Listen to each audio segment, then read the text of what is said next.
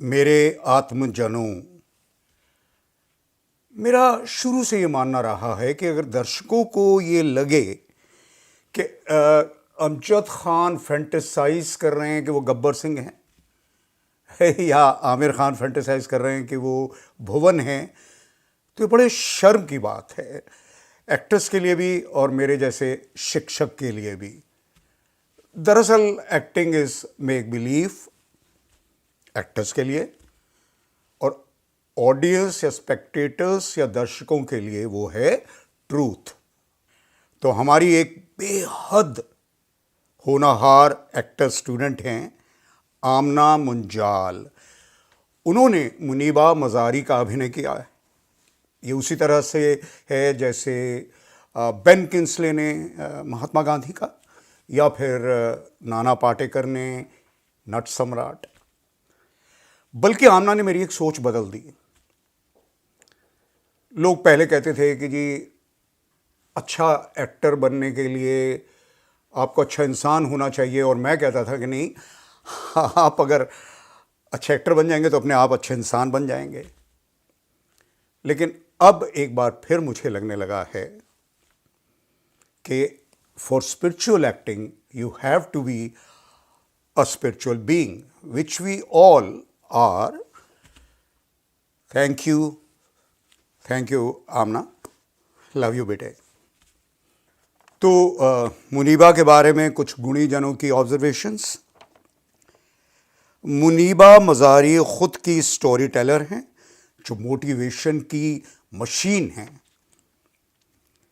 Speech के बाद आपके रोंगटे खड़े हो जाएंगे, और मेरा ये कहना है कि कई बार आप अपने आंसू नहीं रोक पाएंगे,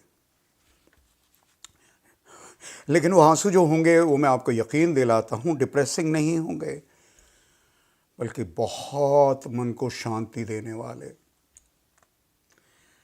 तो चलिए मैं शुरू में आपका धन्यवाद कर दूं या आभार प्रकट कर दूं। उसका कारण ये है कि इस पूरी कहानी के बाद आप बहुत देर के लिए बहुत साइलेंट हो जाएंगे, तो उसके बाद आप मेरे आभार को नहीं सुनेंगे।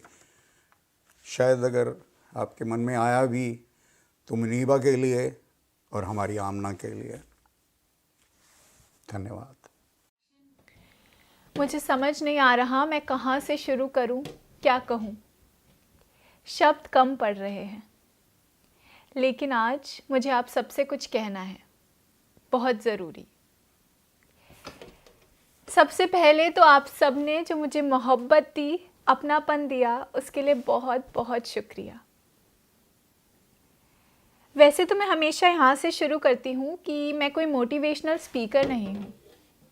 हाँ, मैं बोलती आ रही हूँ, लेकिन मुझे लगता है मैं एक किस्सागो हूँ, स्टोरी टेलर। इसलिए जहाँ भी जाती हूँ कहानियाँ सुनाती हूँ। तो ये एक ऐसी लड़की की कहानी है जिसकी ज़िंदगी में बहुत अधूरापन रहा है, और वह जो भी है, जैसी भी है, इसी अधूरेपन और बीते हुए कल की वजह से है। ये एक ऐसी औरत की कहानी है जिसने अपने सपने और ख्वाहिशों को पूरा करते हुए दुनिया को बताया कि अगर आप अपनी ज़िंदगी में मुश्किलों की वजह से हार मान बैठे हैं तो फिर से सोचिए, क्योंकि जब आप हार मानते हैं आप खुद के साथ ज़्यादती करते हैं।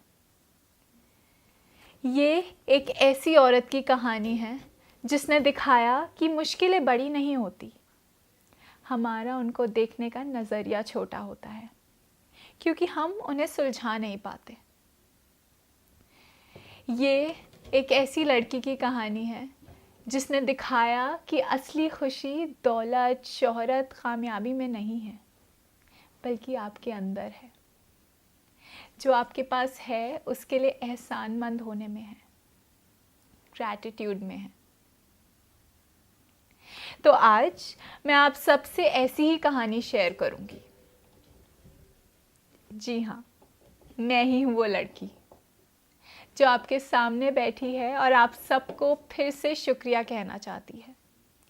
Thank you for all the love and warmth.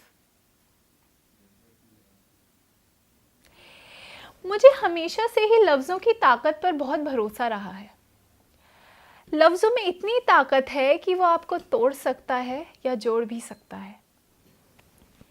कई लोग बिना सोचे समझे कुछ भी कह देते हैं, शायद लफ्ज़ों की ताकत को नहीं जानते। इसलिए मैं हमेशा कोशिश करती हूँ कि अपनी ज़िंदगी में सकारात्मक यानी पॉजिटिव शब्दों का ही इस्तेमाल करूँ। इसलिए जब कोई कहता है मुश्किल, मैं कहती हूँ हिम्मत। वो कहते हैं कमज़ोरी, मैं कहती हूँ ताकत। वो कहते हैं डिसेबल्ड, मैं कहती हूँ डिफरेंटली एबल्ड। वो मेरी कमी देखते हैं और मैं अपनी काबिलियत। हर एक की ज़िंदगी में ऐसी कोई ना कोई घटना ज़रूर घटती है जो उनको पूरी तरह बदल देती है, उनको अंदर तक तोड़ देती है, उनके शरीर से कुछ ले लेती है, लेकिन उनकी रूह में कुछ जोड़ देती है। आप एक बेहतरीन स्वरूप हासिल कर लेते हो, the best version of you. मेरे साथ भी कुछ ऐसा ही हुआ और मैं आज आप सबसे वो शेयर करूंगी। मैं 18 साल की थी जब मेरी शादी हो गई। मेरा जन्म बलोच के एक बहुत ही पिछड़े हुए परिवार में हुआ, जहाँ पर लड़कियाँ किसी भी चीज़ के लिए मना नहीं कर सकती थी। मेरे अब्बू चाहते थे कि मेरी शादी हो और मैंने उनकी खुशी के लिए हाँ कह दी। शादी के बाद भी मैं कभी खुश नहीं थी और शादी के 2 साल बाद मेरा एक एक्सीडेंट हो गया।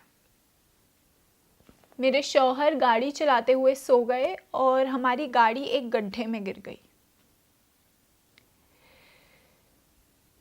वो वहाँ से जान बचाकर निकल लिए, मैं उनके लिए खुश हूँ, लेकिन मैं वहीं पर फंसी रह गई और मुझे इतनी चोटें आई कि उसकी एक लंबी चौड़ी लिस्ट बन सकती है। घबराइए मत, अब मैं बिल्कुल ठीक हूँ। मेरे सीधे हाथ की कलाई और कंधों की हड्डियाँ बुरी तरह टूट गई थी। मेरे सीने के पास वाली सारी पसलियाँ टूट गई थी। यहाँ तक कि मेरे फेफड़ों और लिवर में भी काफ़ी चोट आई थी। मैं सांस नहीं ले पा रही थी, यूरिन नहीं रोक पा रही थी। इसलिए जहाँ भी जाती हूँ यूरिन बैग लेकर जाती हूँ। मेरी रीढ़ की हड्डी 3 जगहों से बुरी तरह टूट गई थी। इस हादसे ने मेरी ज़िंदगी पूरी तरह बदल दी। अब मुझे पूरी ज़िंदगी एक अपंग की तरह बिस्तर पर गुजारनी थी। मेरा एक्सीडेंट बलोच के एक बहुत ही वीरान इलाके में हुआ, जहाँ पर दूर दूर तक ना ही कोई फर्स्ट एड थी या एम्बुलेंस या फिर अस्पताल।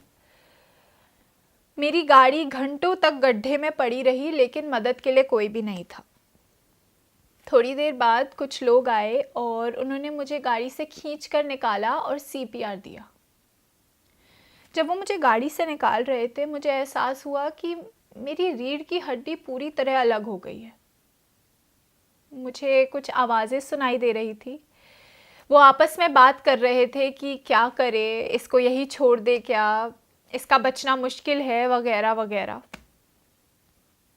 थोड़ी दूर सामने एक जीप खड़ी थी और उन आदमियों ने मुझे उस जीप के पीछे वाले हिस्से में डाला और अस्पताल के लिए निकल गए। अस्पताल वहाँ से करीब 2.5 घंटे की दूरी पर था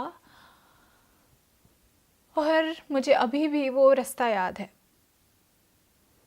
मेरा आधा शरीर टूटा हुआ था और आधा बिल्कुल अपंग था। मैं किसी तरह वहाँ पहुँची और अस्पताल पहुंचकर मेरी ना जाने कितनी सर्जरीज हुई। डॉक्टर्स ने मेरी पीठ पर, मेरे कंधों पर, हर जगह ढेर सारा टाइटेनियम भर दिया ताकि मेरी हड्डियाँ एक साथ जुड़ी रह सके। मुझे एहसास होने लगा कि मेरा पूरा शरीर ही टाइटेनियम का बना है। इसलिए शायद आज भी पाकिस्तान में मुझे वहाँ की आयरन लेडी कहा जाता है। कभी कभी लगता है कि ये सब बताना उतना ही आसान है जितना उस समय मुश्किल था। किसी ने ठीक ही कहा है कि अगर आपको अपनी कहानी सुनाते हुए आंखों में आंसू ना आए तो समझिए कि आपके ज़ख्म भर चुके हैं।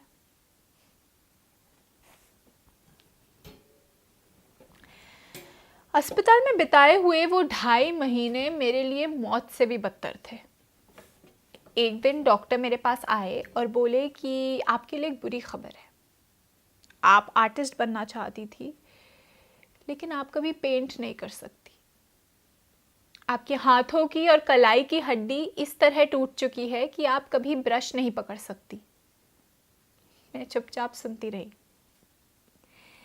अगले दिन डॉक्टर फिर आए और बोले कि आपकी रीढ़ की हड्डी इतनी बुरी तरह टूट चुकी है कि आप कभी चल नहीं सकती। मैंने लंबी सांस ली और कहा जी। अगले दिन डॉक्टर फिर आए और बोले कि आप शादीशुदा है, लेकिन आप कभी माँ नहीं बन सकती। उस दिन मैं टूट गई। बचपन से ही हम लड़कियों के दिमाग में बात डाल दी जाती है कि बिना माँ बने एक औरत का जीवन अधूरा है। मैंने अपनी माँ से पूछा कि मेरे साथ ही क्यों, व्हाई मी। मैं चल नहीं सकती, मैं पेंट नहीं कर सकती, यहाँ तक कि मैं माँ भी नहीं बन सकती। मुझे एहसास होने लगा कि मैं जिंदा ही क्यों हूँ, ऐसी जिंदगी का क्या मतलब है। उस वक्त मुझे शब्दों की ताकत का एहसास हुआ जब मेरी माँ ने मुझे कहा कि ये दुख, ये दर्द, ये तकलीफ सब चली जाएगी, क्योंकि खुदा ने तुम्हारे लिए कुछ बेहतर चुना है। मैं नहीं जानती वो क्या है, लेकिन ज़रूर कुछ बेहतर है। अपनी माँ के जादुई शब्द सुनकर मेरे अंदर एक ताकत पैदा हो गई और मैंने हर मुश्किल का डटकर सामना किया। बेइंतहा दर्द में भी मैं मुस्कुराने की कोशिश करती, क्योंकि मैं जानती थी कि अगर मैंने हार मान ली तो मेरे माँ और भाई टूट जाएंगे, और मैं उन्हें टूटता हुआ नहीं देखना चाहती थी। एक दिन मैंने अपने भाई से कहा कि अस्पताल की सफ़ेद दीवारें देख देख कर मैं तंग आ चुकी हूँ, मुझे ऐसी बदरंग ज़िंदगी नहीं जीनी, मुझे पेंट करना है, कुछ रंग ला के दो। और मैंने अपनी पहली पेंटिंग डेथ बेड पर बनाई। वो मेरे लिए पेंटिंग नहीं, मेरा इलाज था। मैंने बिना कुछ कहे अपनी पूरी कहानी कैनवस पर उतार दी, और लोग मेरी पेंटिंग देखते और कहते कितनी खूबसूरत पेंटिंग है, इसमें ढेर सारे रंग हैं। लेकिन किसी को भी उसमें छुपा हुआ दर्द और दुख नहीं दिखा, सिवाय मेरे। तो इस तरह बिताए मैंने अस्पताल के 2.5 महीने, रोते हुए, पेंट करते हुए, और एक दिन मुझे वहाँ से छुट्टी मिल गई और मैं घर आ गई। घर आकर मुझे एहसास हुआ कि मेरी पीठ पर और हिप पर बुरी तरह अल्सर हो गए थे। मैं कुर्सी पर बैठ भी नहीं पा रही थी। मेरे बॉडी में और हर जगह ढेर सारे इन्फेक्शंस और एलर्जीज़ हो गई थी। डॉक्टर्स ने मुझे 6 महीने नहीं, 1 साल नहीं, बल्कि पूरे 2 साल बिस्तर पर सीधी तरह लेटने को कहा था। मैं एक ही कमरे में बंद होकर, एक ही बिस्तर पर लेटकर खिड़की के बाहर देखती रहती और पंछियों की आवाज़ें सुनती और सोचती कि शायद एक दिन मैं भी बाहर जा पाऊंगी।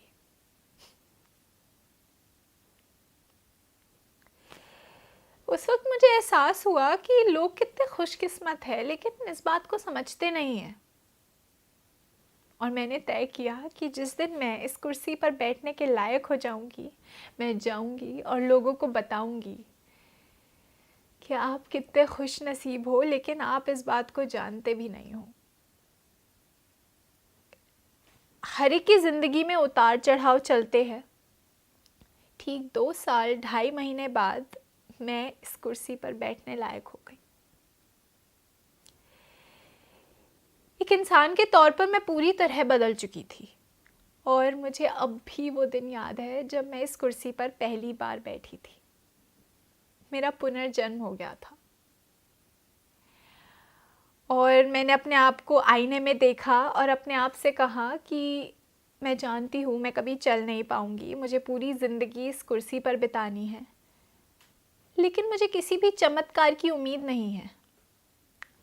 पर मुझे अब कोने में बैठकर अपनी तकदीर को कोसते हुए ज़िंदगी नहीं बितानी, मुझे जितनी जल्दी हो सकता है खुद को स्वीकार करना है। और मैंने आईने में पहली बार अपने होठों पर लिप कलर लगाया। फिर मैंने सोचा ये मैं क्या कर रही हूँ, लोग क्या कहेंगे। मैंने लिप कलर पोंछा और रोने लगी। थोड़ी देर बाद मैंने लिप कलर फिर लगाया और इस बार खुद के लिए। मैं अंदर से पूरा महसूस करना चाहती थी और मैंने तय किया कि अब मैं ज़िंदगी अपने लिए जीऊंगी, किसी और के लिए नहीं। मुझे किसी और के लिए मुकम्मल नहीं होना, मुझे खुद के लिए होना है। आप जानते हैं मैं ऐसा क्यों कर पाई? क्योंकि मैंने फैसला किया कि मैं अपने डरों का सामना करूंगी। हम सबकी ज़िंदगी में डर होते हैं, जाने पहचाने डर, अनजाने डर, अपनों को खोने का डर, पैसे का डर, करियर का डर। हम ज़िंदगी में दौलत, शोहरत, कामयाबी चाहते हैं, इसलिए हर वक्त सिर्फ डरते रहते हैं। मैंने तय किया कि मैं अपने डरों को एक एक कर कर लिखूंगी और उनको ख़त्म करूंगी। आप जानते हैं मेरा सबसे बड़ा डर क्या था? तलाक, डिवोर्स। मुझे इस शब्द से ही डर लगता था। मैं एक ऐसे आदमी के साथ चिपके रहना चाहती थी जिसको मेरी ज़रूरत भी नहीं थी। जिस दिन मुझे एहसास हुआ, मैंने तय किया कि मैं खुद को और उसको आज़ाद कर दूंगी। और फिर मैं इतनी मजबूत हो गई कि जब मुझे उसकी शादी की खबर आई, मैंने खुद उसे मुबारकबाद दी और कहा कि मैं तुम्हारे लिए बहुत खुश हूँ। वो आज भी जानता है कि मैं उसके लिए दुआ करती हूँ। मेरा दूसरा सबसे बड़ा डर था कि मैं कभी माँ नहीं बन सकती। अब इसके बारे में सोचते हुए कोने में बैठकर रोने का कोई मतलब नहीं बनता। ऐसे दुनिया में बहुत बच्चे हैं जिनको आपके प्यार की ज़रूरत है, तो जाओ और अडॉप्ट करो। मैंने भी कुछ ऐसा ही किया। मैंने सारी संस्थाओं में और अनाथालयों में अपना नाम लिखवा दिया कि मुझे एक बच्चा अडॉप्ट करना है। लड़का हो या लड़की फ़र्क नहीं पड़ता, लेकिन मुझे एक बच्चा चाहिए। ठीक 2 साल बाद पाकिस्तान के एक छोटे से कस्बे से मुझे कॉल आई कि एक बच्चा है, क्या आप उसे अडॉप्ट करेंगी? मैंने कहा हाँ, मैं उसे अडॉप्ट करूँगी, मैं लेने आ रही हूँ। और मैं उसे लेने गई और वहाँ पर सामने एक आदमी बैठा था। वो मुझे ऊपर से नीचे तक देख रहा था और मैं डर गई। मुझे लगा कहीं मना ना कर दे। मैंने उससे बोला कि आप मेरी व्हीलचेयर को मेरी कमज़ोरी मत समझिए। उसने मुस्कुराते हुए कहा कि मैं जानता हूँ आप बहुत अच्छी माँ बनेंगी। ये बेटा और आप एक दूसरे के लिए बने हैं।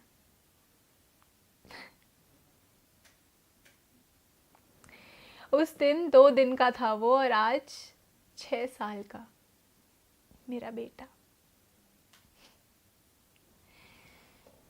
मेरा तीसरा डर सुन के आप बहुत हैरान होंगे। मेरा तीसरा डर था लोगों का सामना करना। मैं लोगों से घबराती थी। जब मैं बिस्तर पर थी, मैं कमरे को बंद रखती थी और जब कोई मुझसे मिलने आता तो मैं सोने का बहाना बनाती थी, क्योंकि मुझे लोगों की आंखों में अपने लिए एक दया दिखती थी जो मुझे बिल्कुल भी पसंद नहीं थी। उनके लिए मैं सिर्फ एक मरीज़ थी। जब भी मैं मुस्कुराती, वो कहते क्या हुआ, तुम ठीक तो हो? मैं इन सवालों से तंग आ चुकी थी। मुझे लोगों से मिलना बिल्कुल अच्छा नहीं लगता था। अभी कल ही मुझसे एक औरत ने पूछा कि आपको क्या हुआ है। मैंने कहा स्पाइन की छोटी सी इंजरी है, बाकी मैं बिल्कुल ठीक हूँ। इन सवालों से तंग आ चुकी थी। दरअसल मुझे लोगों से नहीं, उनके सवालों से नहीं, उनकी आंखों में अपने लिए पैदा हुई दया से डर लगता था। और आज देखिए, मैं आप सब खूबसूरत लोगों के आगे बैठी हूं और बात कर रही हूं बिना डरे।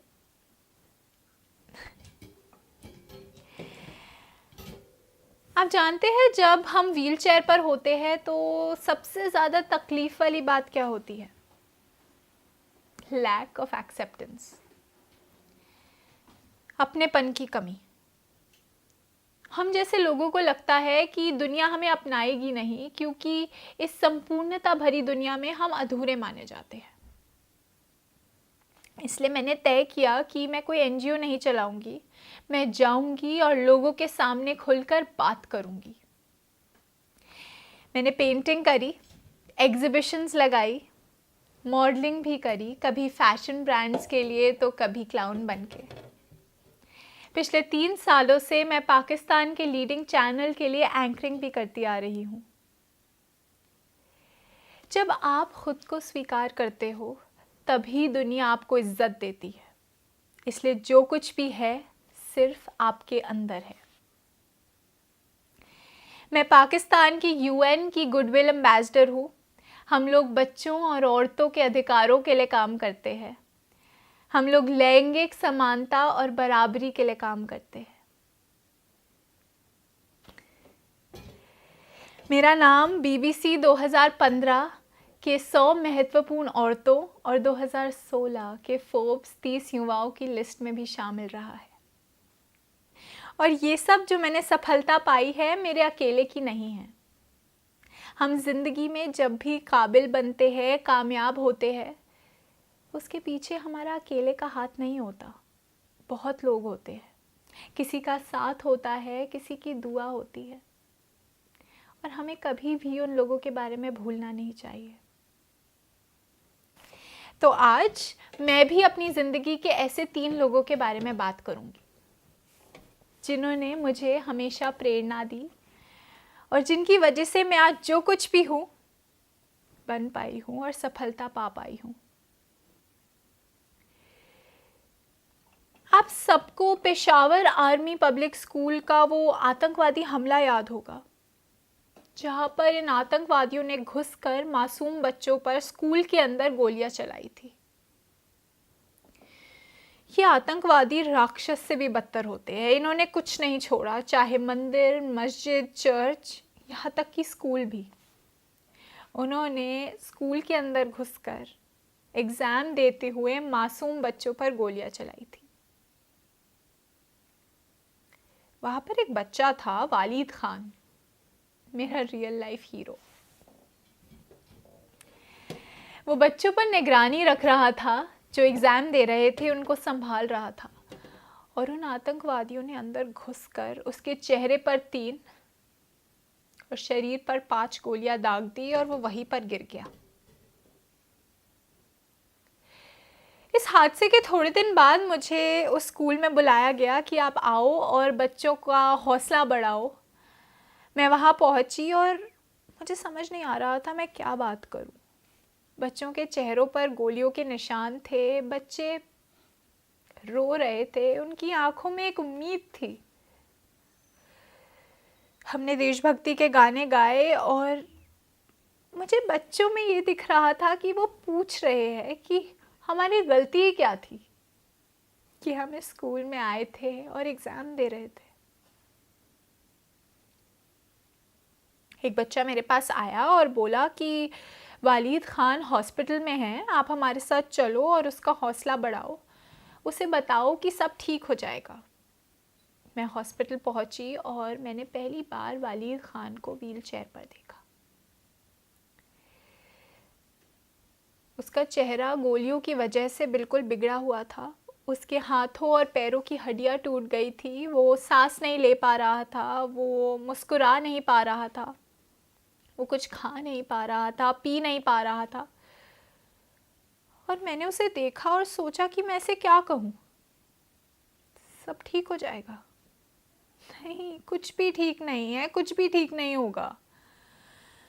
थोड़ी देर बाद वो खुद मेरे पास आया व्हील चेयर पर और पूछा कि आप मुनीबा मज़ारी है? मैंने कहा हाँ। कहता बाजी चलो एक सेल्फी लेते हैं। वो फरिश्ता नन्हा सा बच्चा अभी भी मुस्कुरा रहा था। वो सेल्फी आज भी मेरे पास है।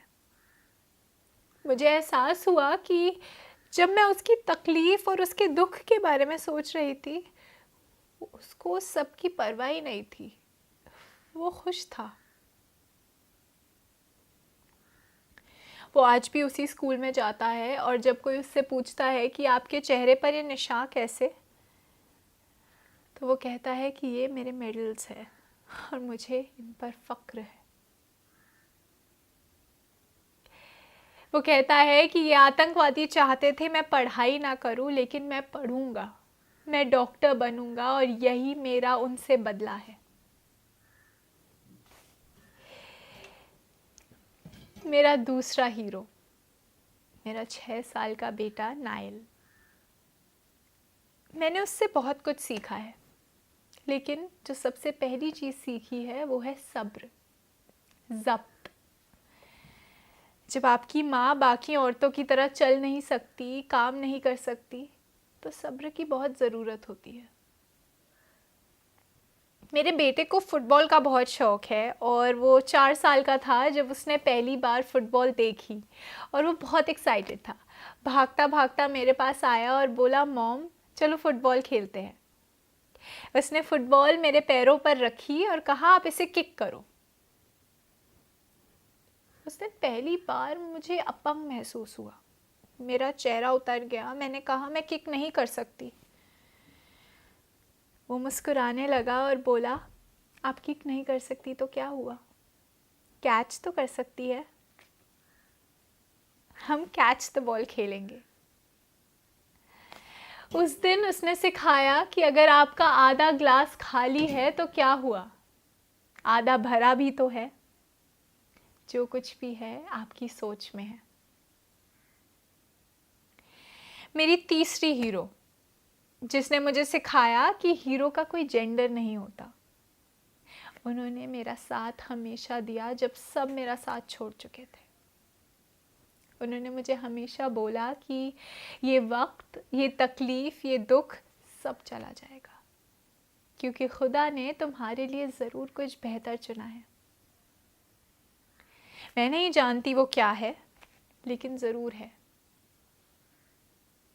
मेरी माँ, मेरी हीरो। उन्होंने हमेशा कहा कि लोग तुम्हारा मजाक उड़ाएंगे, तुम पर हंसेंगे, तुम्हारी बेइज्जती करेंगे, लेकिन यही मौका है तुम्हारा उनको गलत साबित करने का। थैंक यू माँ, थैंक यू। आपने हमेशा मेरा साथ दिया। आपके बिना कुछ नहीं थी। Thank you. आपको पता है हम इंसानों के साथ सबसे बड़ी दिक्कत क्या है? वैसे तो बहुत सारी है, लेकिन जो सबसे बड़ी है वो ये है कि हमें ज़िंदगी में हर चीज़ बहुत आसानी से चाहिए। हमारे दिमाग में ज़िंदगी को लेकर एक रूमानियत है। ये इस तरह चाहिए, इस वक्त पर चाहिए, ऐसे चाहिए। और अगर वो चीज़ें हमारे हिसाब से नहीं होती तो हम हार मान के बैठ जाते हैं। मैंने भी नहीं सोचा था मैं कभी व्हील चेयर पर बैठूंगी। मेरे भी बहुत सपने और ख्वाहिशें थी, लेकिन मुझे मालूम नहीं था मुझे उनकी इतनी बड़ी कीमत चुकानी होगी। ज़िंदगी आसान नहीं है, ज़िंदगी एक इम्तिहान है, और आप जब जब ज़िंदगी से कोई उम्मीदें रखेंगी, ज़िंदगी आपको मुश्किलों में डालेगी और यही मुश्किलें आपको मजबूत बनाएंगी। आपको इन मुश्किलों का डट कर सामना करना है। When life gives you lemons, you make a lemonade. ज़िंदगी एक इम्तिहान है, लेकिन ज़िंदगी को कभी कोसो मत, क्योंकि आप थे जो ज़िंदगी से सहूलियतें मांग रहे थे। इम्तिहान से डरना, रोना, दुखी होना लाजमी है, लेकिन कभी हार मत मानना। क्योंकि ये मुश्किलें आपको और मजबूत बनाएंगी और ताकतवर बनाएंगी। लोग कहते हैं कि जिंदगी में असफलता की ऑप्शन ही नहीं होनी चाहिए, लेकिन मैं कहती हूँ कि असफलता बहुत ज़रूरी है, क्योंकि असफलता से आप फिर से कोशिश करते हो और फिर से कोशिश करके ही जीत हासिल होती है। हम सबके दिमाग में ये चीज़ बुरी तरह आके अटकी हुई है कि ज़िंदगी में हर चीज़ संपूर्ण होनी चाहिए, परफेक्ट। परफेक्ट पैसा, परफेक्ट गाड़ी, परफेक्ट करियर, परफेक्ट रिश्ते। पर सच तो ये है कि ज़िंदगी में कुछ भी परफेक्ट नहीं होता, कुछ भी संपूर्ण नहीं होता, और इसमें कुछ गलत नहीं है, सब ठीक है। हमें ये ज़िंदगी जीने के लिए मिली है, संपूर्ण होने के लिए, परफेक्ट होने के लिए नहीं। मुझे हमेशा हर कोई कहता था कि तुम गोरी हो, लंबी हो, खूबसूरत हो, तुम तो बिल्कुल परफेक्ट हो। और अब देखिए मुझे,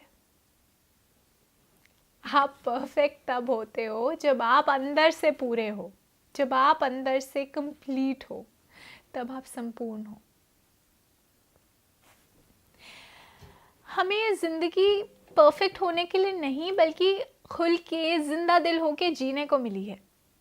इसलिए जो आपके पास है उसके लिए खुश रहो, अपने दिल की सुनो।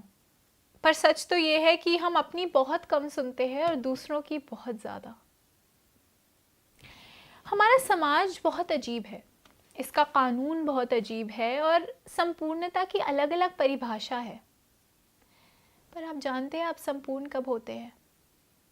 जब आपकी वजह से किसी के चेहरे पर मुस्कान आती है, जब आप किसी की मदद करते हो, जब आप किसी का दर्द महसूस करते हो, तब आप संपूर्ण होते हो। दर्द की पता है सबसे खूबसूरत बात क्या है? दर्द आपको दूसरों से जोड़ता है, मुक्त करता है। मैं भी दर्द में हूँ, व्हीलचेयर में हूँ, चल नहीं सकती, इसलिए शायद बच्चों की मदद कर पाती हूँ। मैं जिस संस्था के लिए काम करती हूँ, हम लोग गरीब बच्चों की मदद करते हैं, उनके शारीरिक और मानसिक ज़ख्मों को भरने की कोशिश करते हैं। हम लोग दुनिया के सबसे खूबसूरत लोग, जिन्हें हम थर्ड जेंडर बुलाते हैं, उनके लिए काम करते हैं। मेरी एक ऐसी ही दोस्त है बिजली। एक दिन मैंने उससे पूछा कि तुम किस तरह की बिजली हो?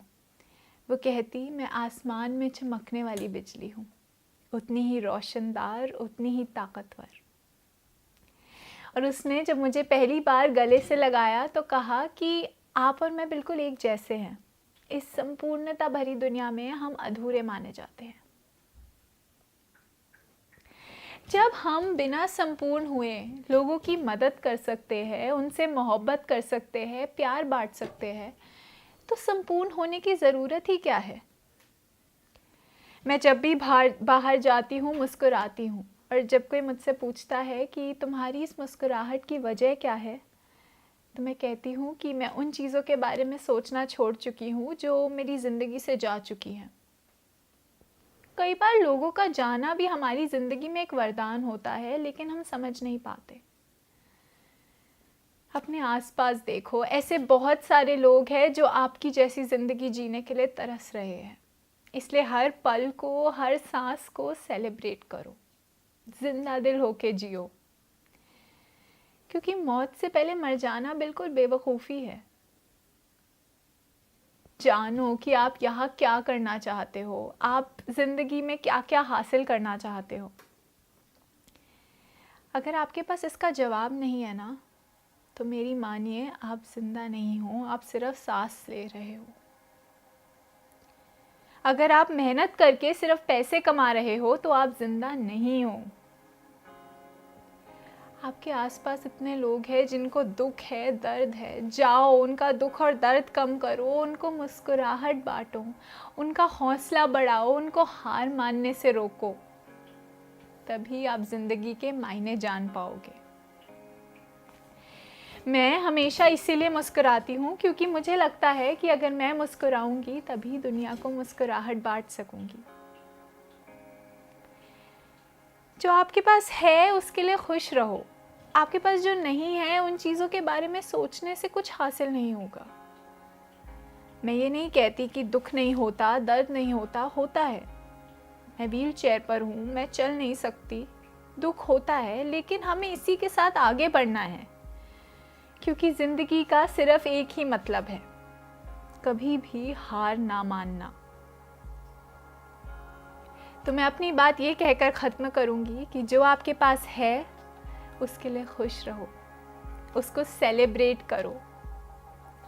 उन चीज़ों के बारे में सोचना छोड़ो जो आपके पास नहीं है। अपने आप को माफ़ करना सीखो। Be kind to yourself. मैं फिर से कहूँगी, be kind to yourself. तभी आप दूसरों के साथ काइंड हो पाओगे। प्यार करो, खुद से भी और दूसरों से भी। ज़िंदगी आसान नहीं है, ये आपको मुश्किलों में डालेगी और आपको इन्हीं मुश्किलों का डटकर सामना करना है, और यही मुश्किलें आपको और मजबूत बनाएंगी। असली खुशी दौलत, शोहरत, कामयाबी में नहीं है। जो आपके पास है उसके लिए एहसानमंद होने में आपके अंदर है, ग्रैटिट्यूड में है। Thank you to all of you, and I love you all.